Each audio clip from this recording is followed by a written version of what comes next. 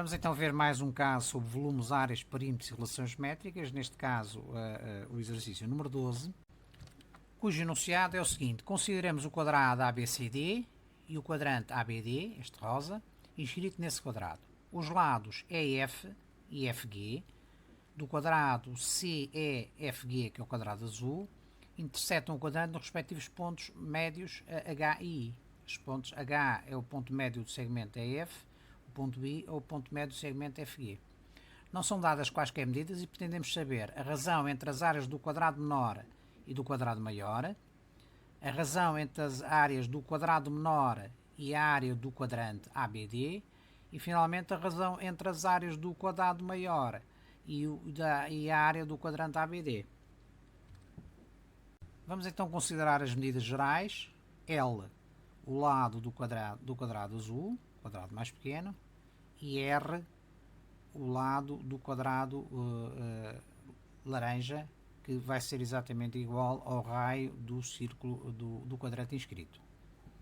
Sendo assim, como nós podemos ver aqui, se L for o lado do quadrado azul e R o lado do quadrado laranja, este comprimento aqui vai ser R, que é o total, menos L. Do mesmo modo, se nós considerarmos este triângulo AIJ, vamos ver aqui, este triângulo AIJ, nós verificamos que esta medida IG é exatamente igual à medida JB, é L sobre 2, é a metade do lado, de onde esta medida que vai daqui de A a J é exatamente R menos L sobre 2. Portanto, aplicando o teorema de Pitágoras ao triângulo AIJ, nós sabemos que o quadrado deste cateto mais o quadrado daquele cateto vai ser igual ao quadrado da hipotenusa. Portanto, ficamos com R menos L sobre 2, que é esta medida, ao quadrado, mais R menos L, que é este cateto aqui vertical, é igual a R ao quadrado. Desenvolvendo esta expressão, nós chegamos à conclusão que 4R ao quadrado menos 2L mais 5L ao quadrado é igual a 0. De onde R pode ser igual a 5L sobre 2 ou L sobre 2. Este segundo resultado é desprezado. Porquê? Porque nós vamos ter R igual a L sobre 2. Nós não podemos ter este R igual a metade de L sobre 2. Não. Portanto, este comprimento não é igual a metade do lado L. Portanto, isto é impossível. Não ficamos com a solução 5L sobre 2. Vamos então à linha A. Razão entre a área do quadrado azul e do quadrado laranja. Nós sabemos que R, que é o lado do quadrado laranja, é igual a 5L sobre 2. Foi a relação que nós determinamos resolvendo a equação do segundo grau. Sabemos que a área do quadrado azul é igual a L ao quadrado, portanto L vezes L. E a área do quadrado laranja vai ser R vezes R, ou seja, R ao quadrado. De onde a razão entre a área do quadrado pequeno e o quadrado grande vai ser igual a L ao quadrado sobre R ao quadrado. Substituindo então o valor de R por 5L sobre 2, nós chegamos à conclusão que a razão entre as áreas é igual a 4 sobre 25. A linha B pretende-se determinar a razão entre a área do quadrado pequeno e do quadrante. O quadrado pequeno que nós sabemos é igual a L ao quadrado, L vezes L, e a área do quadrante é igual a πr ao quadrado sobre 4. Substituindo o R por 5L sobre 2 e desenvolvendo a expressão, nós chegamos à conclusão que a razão entre as áreas é igual a 16 sobre 25π. Finalmente, na linha C, pretendemos então calcular a razão entre a área do quadrado laranja, de lado R, e a área do quadrante. Sabemos então que a razão entre as áreas vai ser igual a R ao quadrado sobre πr ao quadrado sobre 4. Substituindo o R por 5L sobre 2, chegamos à conclusão que a razão entre as áreas é igual a 4 sobre π. Vamos então exemplificar com valor. Supondo que R é igual a 6, o lado do quadrado laranja é igual a 6, nós vamos chegar à conclusão que o lado do quadrado azul vai ser igual a 2.4, né? E basta para isso substituir aqui a expressão. Portanto, R é igual a 5L sobre 2, resolvendo em ordem a L, com o R igual a 6, nós chegamos à conclusão que L é igual a 2.4 unidades de comprimento. Como vimos, as razões das áreas dos elementos que constituem esta figura são independentes. Não é? A área do quadrado azul sobre o quadrado grande é igual a 4 sobre 25, independentemente do valor de R e de L. A razão entre a área do quadrado pequeno e a área do quadrante é igual a 16 sobre 25π, também independente das duas variáveis R e L. Finalmente, a razão entre a área do quadrado do lado R, que é o laranja, e o do quadrante é igual a 4 sobre π. Chegamos então à conclusão que para um determinado valor de R, nós temos apenas um valor de L que satisfaz esta expressão. Não é? Isto é, para um valor de R, existe apenas um quadrado de lado L, cujos pontos H e I são pontos médios dos respectivos lados e coincidem e pertencem à fronteira do quadrante ABD. É evidente que estas relações só são válidas para esta situação específica. Esta é a situação em que os pontos H e I são pontos, os pontos médios dos lados do quadrado. Vamos então fazer uma análise da construção geométrica desta figura. A construção da geométrica tem duas variáveis, o R, que é o lado do quadrado maior, do quadrado ABCD, e L, o lado do quadrado CEFG. No nosso caso, consideramos como variável independente, isto é, como variável de partida, atribuímos o primeiro valor, o parâmetro R. Portanto, e no GeoGebra, vamos ver mais à frente dinamicamente, admitindo que R é igual a 6, fazendo variar o seletor, fazemos variar o lado do quadrado ABCD, né, deste quadrado laranja, e por conseguinte a sua dimensão, bem como o quadrado, bem como o quadrante inscrito neste quadrado, né, porque depende, o quadrante tem exatamente o raio igual ao lado do quadrado. Começamos por traçar a diagonal AC do quadrado ABCD e sabemos que o vértice F, que é um dos vértices do quadrado azul, vai pertencer a esta diagonal.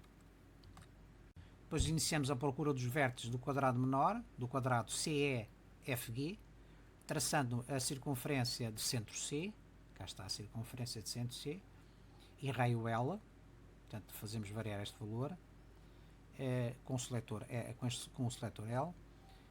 Depois iremos mais à frente confirmar dinamicamente no GeoGebra que definido o parâmetro R, que vimos anteriormente, existe apenas um valor de L para o qual o quadrado CEFG tem os pontos H e I como pontos médios dos respectivos lados. Os lados é F e FG.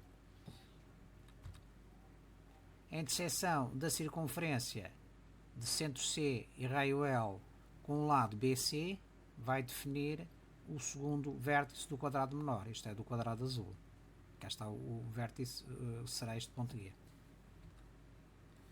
A interseção da perpendicular ao lado BC, traçamos esta perpendicular ao lado BC, passando pelo ponto Q, com a diagonal do quadrado ABCD, vai permitir definir um ponto que é exatamente o terceiro vértice do quadrado. Já temos o primeiro, que é o C, já tínhamos o G, e finalmente temos o ponto F, que vai ser o terceiro vértice do quadrado menor. E sendo assim, o ponto médio, né, nós verificamos que o ponto médio I pertence ao quadrante, à circunferência da fronteira do quadrante. Né? Como nós podemos ver aqui, o ponto médio H do lado é F, vai ser o ponto que nós vamos definir acima, F é este ponto, está aqui, está situado exatamente na interseção do quadrante, desta circunferência, com a perpendicular à diagonal do quadrado ABCD, passando pelo ponto I. Nós traçamos a perpendicular, cá está esta perpendicular, à diagonal AC, passando pelo ponto I, e verificamos que a interseção desta perpendicular com o quadrante define o ponto H. Este ponto H é exatamente o ponto médio do lado EF. Podemos então ver que a interseção da reta definida pelos pontos H e F, que é esta reta verde, a reta M, com o lado CD do quadrado laranja, define o ponto E, que é exatamente o quarto vértice do quadrado. Cá temos o quadrado CEFG. O primeiro vértice que nós determinamos, como fizemos o centro da circunferência, o segundo, interseção desta circunferência com este lado, depois a perpendicular define com a diagonal o lado F e finalmente esta perpendicular, passando pelo ponto médio, vai definir o ponto E. Temos então o quadrado CEFG construído e com a particularidade que os pontos H e I são os pontos médios dos lados EF e FG respectivamente.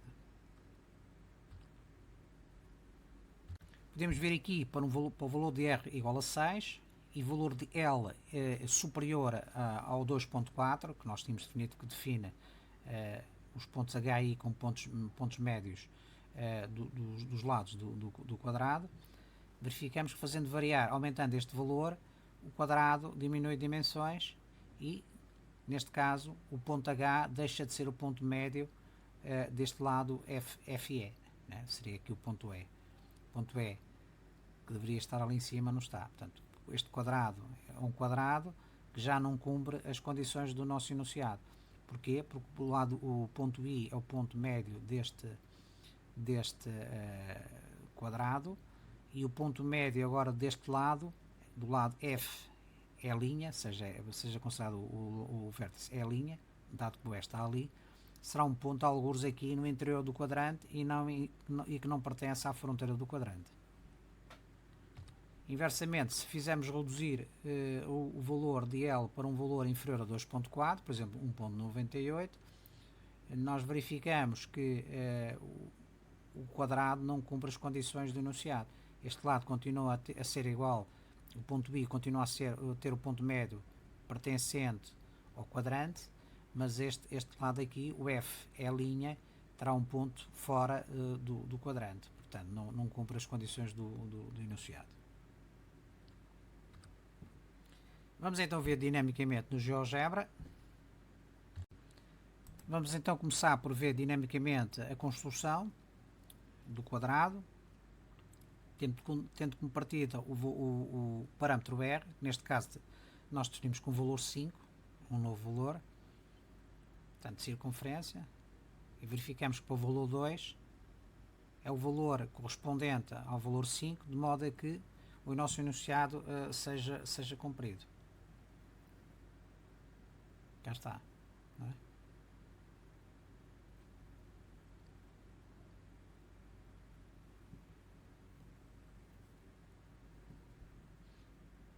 Fazendo agora variar o valor de L, cá está, deixa estes dois lados, o ponto I continua a ser o ponto médio deste lado, mas o ponto médio do outro lado já não pertence à fronteira do quadrante.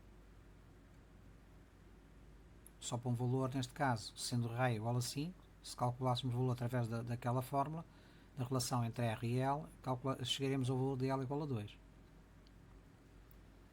Tirando agora a questão de pormenor de construção, podemos visualizar entre o valor máximo de L igual a 5, não existe, até um valor mínimo L igual a 0, né? No fundo, o quadrado azul vai ter um lado maior do que o quadrado laranja.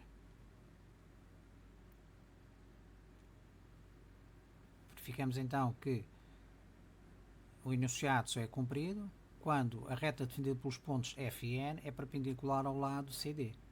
Cá está.